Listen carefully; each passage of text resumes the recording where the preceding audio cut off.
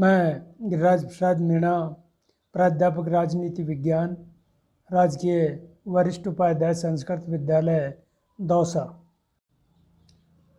हमने समकालीन विश्व राजनीति विज्ञान में 2 पाठ पूरे कर लिए हैं। आज तीसरे पाठ के वीडियो जारी करने जा रहे हैं। अध्याय 3 में पाठ का नाम है समकालीन विश्व में अमेरिकी वर्चस्व। तो समकालीन विश्व में अमेरिकी वर्चस्व के मैं आपको थोड़ा परिचय दूँ कि जो ही शीत युद्ध के अंत के बाद संयुक्त राज्य अमेरिका विश्व की सबसे बड़ी ताकत बनकर उभरा और दुनिया में कोई भी राष्ट्र उसकी टक्कर नहीं ले सकता था। ऐसी स्थिति में इस घटना के दौर को अमेरिका प्रभुत्व या विश्व का दौर के नाम से, विश्व की एक ध्रुवीय के दौर के नाम से भी जाना जाता है, जिसके तहत एक ध्रुवीय विश्व के उभार की इस कथा की शुरुआत हम एक घटनाक्रम के जिक्र से भी कर सकते हैं, जिसे वर्चस्व की अवधारणा के सहारे इस प्रभुत्व की प्रकृति को समझने का प्रयास करेंगे। इस पाठ के अंदर अमेरिका वर्चस्व के राजनीतिक, आर्थिक और सांस्कृतिक पहलुओं की जांच परख भी हम इस पाठ के अंतर्गत देखेंगे और अमेरिका से निपटने के लिए भारत के पास नीतिगत विकल्प क्या है और अंत में हम वर्चस्व के सामने क्या कोई चुनौती आन खड़ी है, अमेरिका के वर्चस्व से कैसे उभरा जा सकता है। इन सारी बातों का अध्ययन हम इस पाठ के अंतर्गत करेंगे।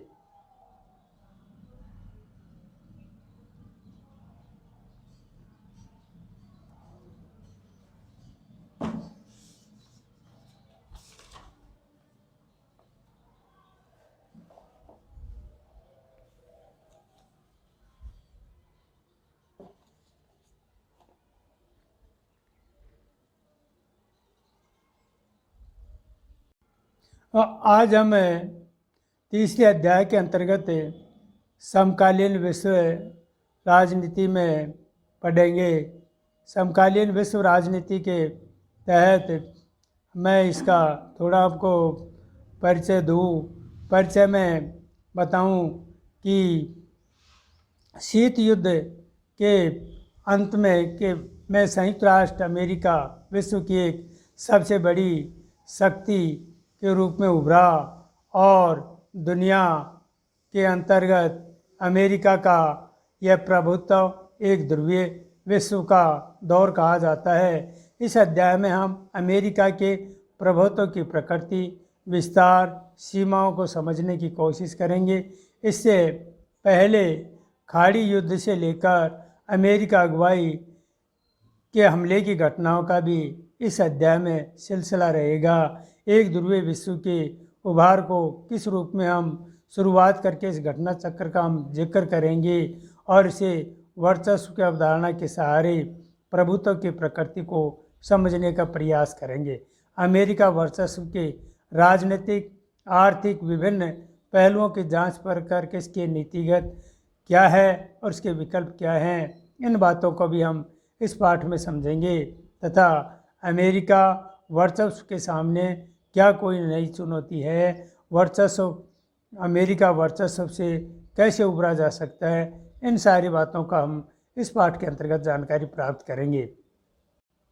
तो पाठ का सबसे पहला बिंदु है नई विश्व व्यवस्था की शुरुआत। नई विश्व व्यवस्था की शुरुआत सोवियत संघ के जब अचानक विघटन हो गया और अचानक विघटन हो जाने से 2 महाशक्तियों में अब एक का वजूद तक नहीं रहा, जबकि दूसरी महाशक्ति अपनी पूरी ताकत के साथ कायम थी। इससे जान पड़ता था कि अमेरिका के वर्चस्व की शुरुआत 1991 में हुई, जबकि एक ताकत के रूप में यह सोवियत संघ अंतर्राष्ट्रीय कानून के परिदृश्य के आधार पर इस बात का अनुमान लगाया जाता है कि जब वह गायब हो गई, और एक हद तक यह बात सही भी है, लेकिन हमें इसके साथ साथ दो और बातों का ध्यान रखना होगा।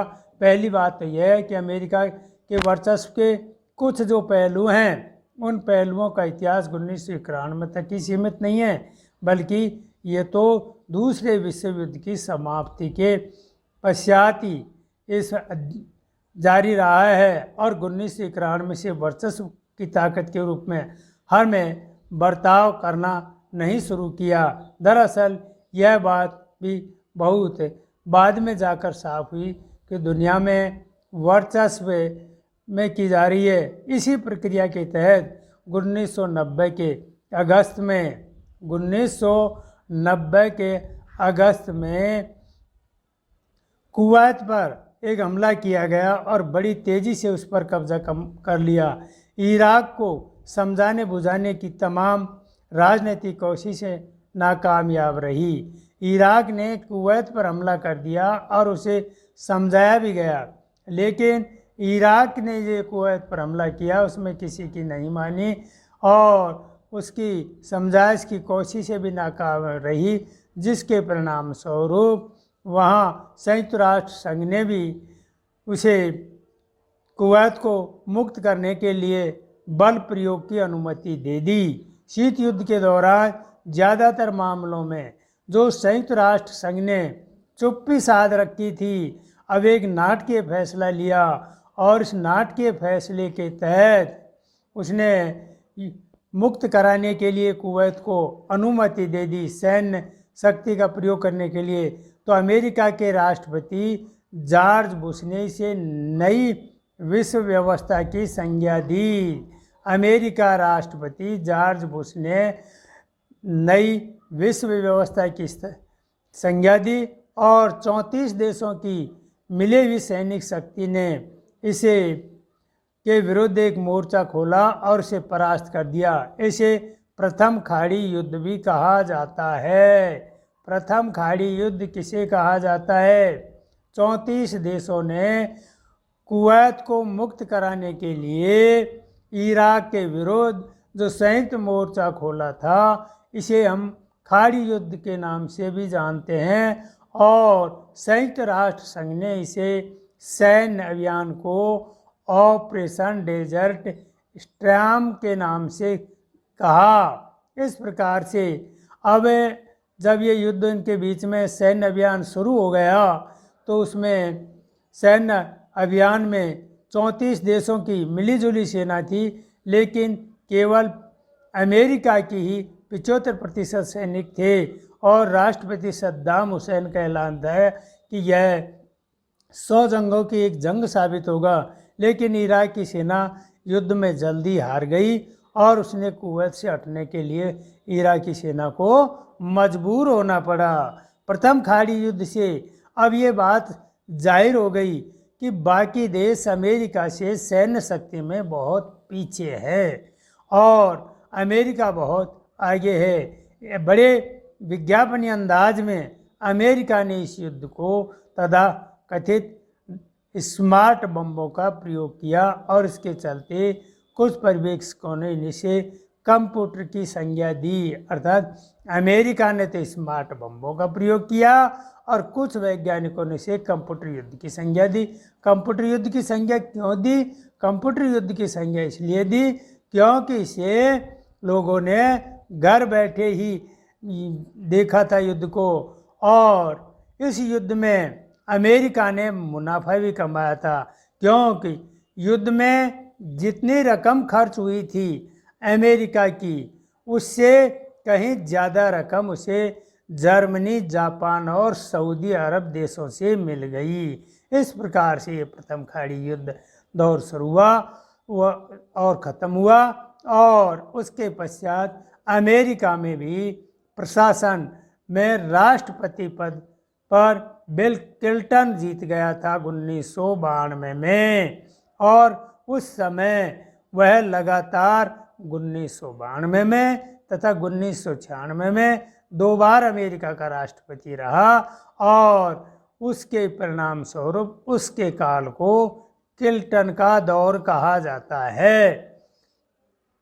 ये प्रथम खाड़ी युद्ध जीतने के बावजूद भी 1992 में विलियम जेफरसन क्लिंटन से राष्ट्रपति पद का चुनाव हार गए। क्लिंटन ने अपनी विदेश नीति की जगह घरेलू नीति को अपना चुनाव प्रचार रखा था। बिल क्लिंटन ने क्या किया, राष्ट्रपति चुनाव जीतने के लिए उसने विदेश नीति की जगह अपनी घरेलू नीति को अपने चुनाव प्रचार का निशाना माना और बिल क्लिंटन ने अब चुनाव जीत गया। उसके पश्चात वो 8 साल तक जब इस देश का राष्ट्रपति रहा तो अमेरिका ने अपने घरेलू मामलों तक सीमित कर लिया और विश्व के व्यापार उसकी भरपूर संलग्नता नहीं रही और विदेश नीति के मामले में क्लिंटन सरकार ने सैन्य शक्ति और सुरक्षा जैसी कठोर राजनीति की जगह लोकतंत्र के बढ़ावे, जलवायु परिवर्तन तथा विश्व व्यापार जैसे नरम मुद्दों पर ध्यान दिया।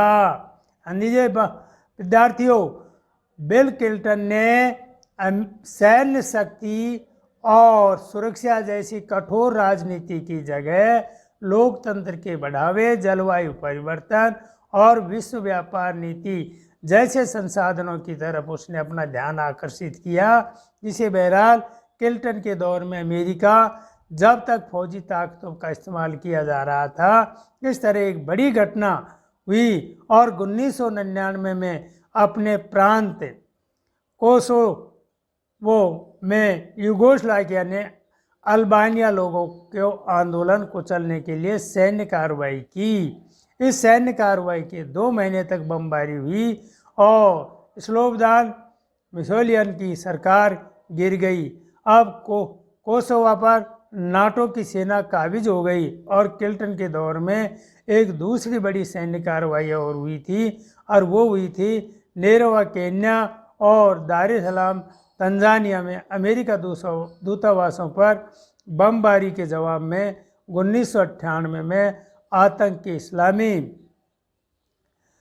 लोगों के द्वारा वहाँ प्रभावित आतंकवाद संगठन अल-कायदा को जो वहाँ बमबारी की गई थी उससे आतंकवादी संगठन अल-कायदा को इस बमबारी का जिम्मेदार ठहराया गया था। अल-कायदा आतंकी संगठन अल-कायदा को इस बमबारी का जिम्मेदार ठहराया गया था और इस बमबारी के कुछ दिनों के बाद ही राष्ट्रपति क्लिंटन ने ऑपरेशन इनफाइनाइट रीच का आदेश दे दिया और इस अभियान के तहत अमेरिका ने सूडान, अफगानिस्तान के अल-कायदा के ठिकानों पर क्रूज मिसाइलों से हमले किए। अमेरिका ने अपनी इस कार्रवाई के लिए संयुक्त राष्ट्र संघ से भी अनुमति लेना उचित नहीं समझा।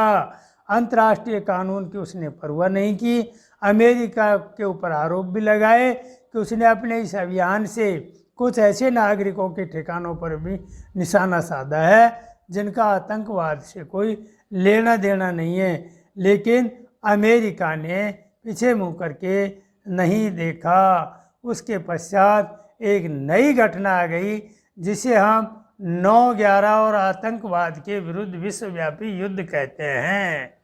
9/11 और आतंकवाद के विरुद्ध विश्वव्यापी युद्ध। 9/11 क्या है? 11 सितंबर 2001 के दिन विभिन्न अरबों देशों के 19 अपहरणकर्ताओं ने उड़ान भरने के चंद मिनट बाद ही 4 अमेरिका व्यावसायिक विमानों पर कब्जा कर लिया।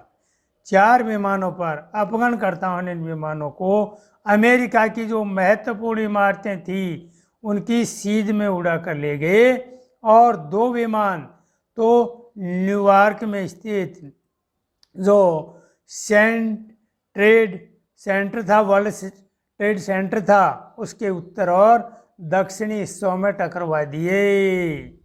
ध्यान दीजिए, अमेरिका के 4 व्यावसायिक जो विमान थे उनको 19 अपहरणकर्ताओं ने चंद मिनट में उड़ान भरने के पश्चात अपने कब्जे में कर लिए और अमेरिका की महत्वपूर्ण इमारतों को की तरफ ले गए।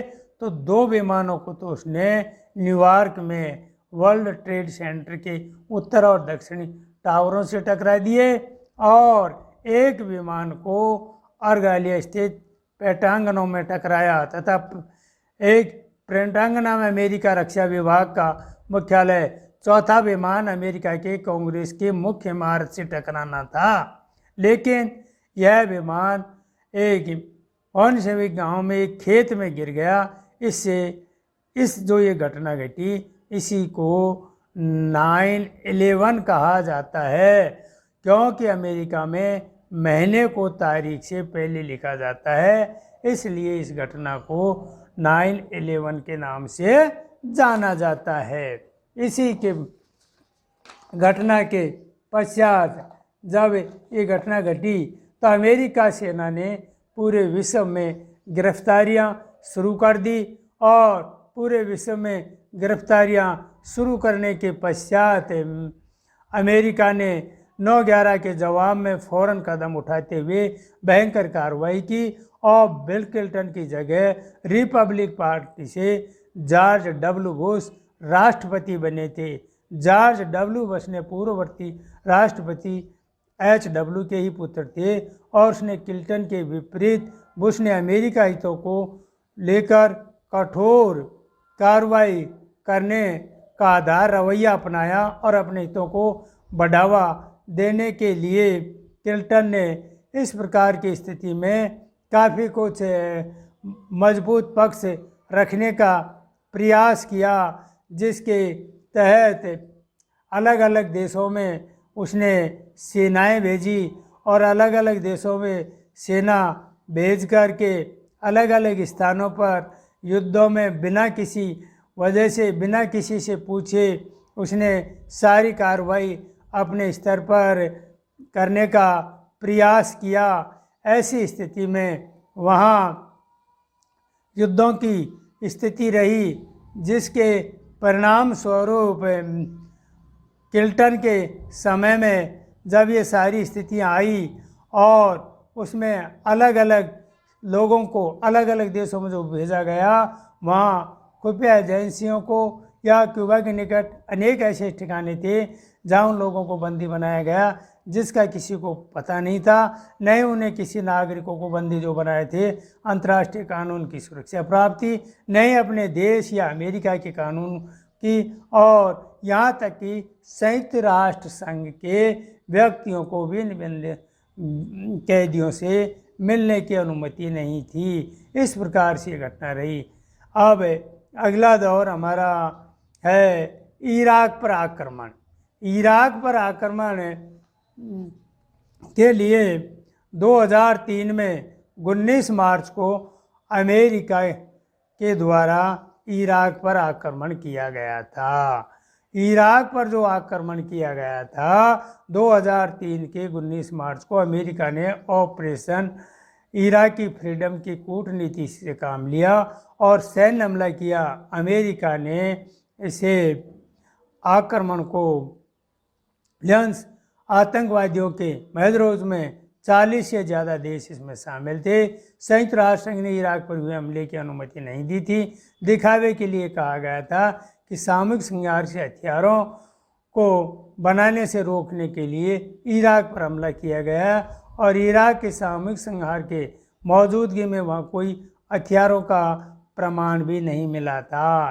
तो ध्यान दीजिए, संयुक्त राष्ट्र संघ ने इराक पर आक्रमण करने की किसी प्रकार की कोई अनुमति नहीं दी थी, लेकिन इराक पर इस बात का आरोप लगाया था कि यहाँ पर अवैध हथियार हैं, हथियारों को रोकने के लिए इराक पर हमला किया गया है, सामूहिक हमला किया गया है, लेकिन वह हथियारों का भी ऐसा कोई जखीरा नहीं निकला था, जिसके परिणाम स्वरूप अब इराक में अपनी मकसद कुछ और ही था, और वो मकसद था कि यहाँ अमेरिका अपने मन मर्जी आए जैसे व्यक्ति को वहाँ राष्ट्रपति बनाए और मनपसंद की सरकार कायम करे। सद्दाम हुसैन की सरकार तो चंद रोज में ही जाती रही, लेकिन इराक को शांत कर पाने में अमेरिका सफल नहीं हो सका। ईरान में अमेरिका के खिलाफ एक महत्वपूर्ण विद्रोह भड़क उठा और अमेरिका के 3,000 सैनिक इस युद्ध में मारे गए। और अमेरिका के जब इतने सारे सैनिक मारे गए और अमेरिकी हमले के बाद लगभग 50,000 नागरिक मारे गए, तो यह एक बड़े पैमाने पर बहुत बड़ी घटना मानी गई।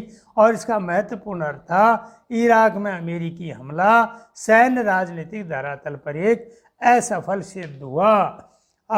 इस प्रकार ये इराकी युद्ध रहा और उसके पश्चात सद्दाम हुसैन भी युद्ध में परास्त होकर के मारा गया। ऐसे ये अमेरिका के द्वारा इराकी हमला किया गया।